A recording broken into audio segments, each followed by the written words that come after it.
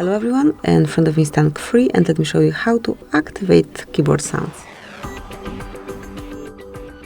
First, open the settings, then find and select sound and vibration, scroll down, and here you will notice touch sound, so just turn it on, and from now on, as you can hear, you will be able to hear each tap. Thank you for watching, please subscribe our channel and leave the thumbs up.